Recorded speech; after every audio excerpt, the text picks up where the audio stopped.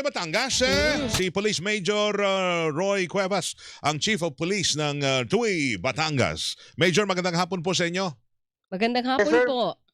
Yes, sir, ma'am. Magandang hapon po. Apo, kwentuhan nyo nga kami, anong oras nangyari ho ito? Saan ho Oo. itong tumagilid na At dump anong truck? update, Opo. Major? Opo. Okay po. Noong 1:30 PM po ng ngayong araw, July 30, 2026, isang road crash accident po ang nangyari dito sa National Highway, Opo. Barangay Luntal, Tuwi, Batangas. Kung saan po ang mga vehicle involved po dito is isang Isuzu dump truck. Nakargado po ito ng buhangin. Mm-mm. At isa pong Toyota Revo Mm-mm. at isa pong Mitsubishi Adventure. Uy. Mhm. Base po sa aming investigasyon, lumalabas po na itong Isuzu dump truck Mm-mm. na kargado po ng buhangin ay galing po siya ng Lemery, Batangas. Mm-mm. Papunta po siya ng Magallanes, Cavite. And upon reaching po niya doon sa pinangyarihan ng insidente, base po doon sa footage na nakuha po namin, meron po siyang iniwasang isang van. Mhm. Mm. And sa pag-iwas po na niya yun, nagkaroon po na lost po yung control niya dun sa kanyang minamanehong dump truck. Mhm. And unfortunately po, ito po ay tumagilid and bumagsak po doon sa ibabaw ng isang Toyota Revo. Mhm. And nasabitan din po niya yung Adventure. Sa kagandahan palad naman po, ang nasaktan lang, wala naman pong namatay sa insidente. Yun lang pong driver po nung Revo is medyo nagkaroon po ng injury sa kanyang Okay. kaliwang paa. Okay, ini-imagine ko, yung sabi nyo, kwento nyo, dump truck yan, Mm-mm. tumatakbo siya sa isang main road, tapos may tumatawid na van. Ay, yes, sir. Yes, sir. Iniwasan niya yung van, so napunta siya sa kabilang lane. Opo, galing po kasi siya sa isang parang isang kurbada. Mm. And pagbungad niya po doon sa tumatawid po na van, Mm. sa bilis po ng takbo niya, iniwasan niya yung van. Yes. And sa pag-iwas po niya, na lost po yung control niya ron sa truck. Oo. And yun nga po, tumagilid po itong truck at bumagsak po Ayun, dun no. sa Para- Toyota Revo po. Parang yung mga sa mga pelikula, tumagilid. Oo. Yes, Siya, oo. side siya eh. So yung buhangin, ano yung tumabon doon sa Revo? Hindi naman po Hindi naman. direktang tumabon dun sa Revo. Mm-mm. Pero natapon po yung buhangin po. Mm-mm. Yung Nakakatakot driver na. ng Oo. dalawang sasakyan, kumusta po?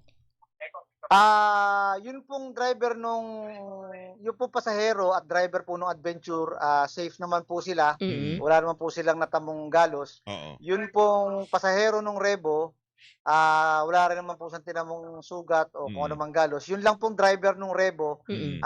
nagkaroon po ng injury sa kanyang kaliwang paa. Oh, Pero dating Oo. steal.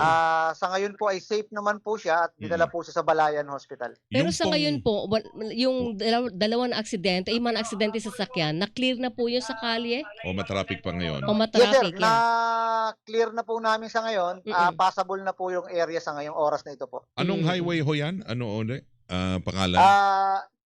National Highway, Barangay Luntal, Tuwi, Batangas po. Barangay Luntal. Luntal. Oo. Sino hong may, kita nyo, siguro may mga CCTV.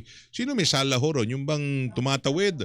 Baka yung van ata parang nag-U-turn din sa area. Hindi niya nakikita kung sinong paparating o anong paparating. Opo. Sa tingin po namin kasi, base po dun sa footage na nakuha po namin, is medyo mabilis po talaga yung takbo ng Yung dump truck. dump truck.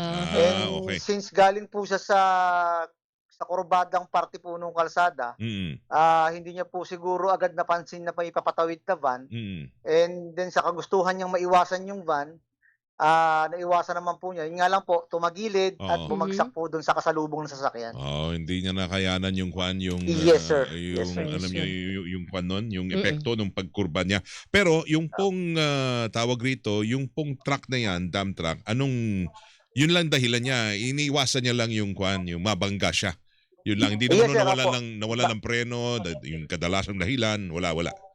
Hindi naman po. Wala naman po kami nakikitang mechanical failure o kung ano. Talagang iniwasan lang po niya yung van na papatawid po. Oo, kadalasan sa mga ganyan, ano ho ang mangyayari? So, maharap po sa kaso yung truck, no?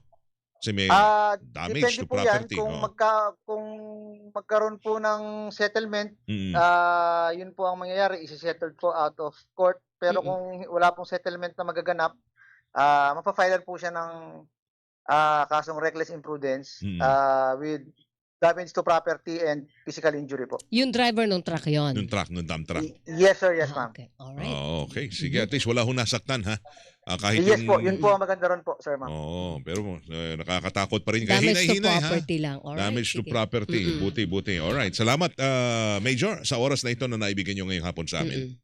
Yes sir, thank you po. Thank you ma'am po. Si Thank Police you. Major Roy Cuevas, partner, ang Chief of Police ng Tuwi, Batangas.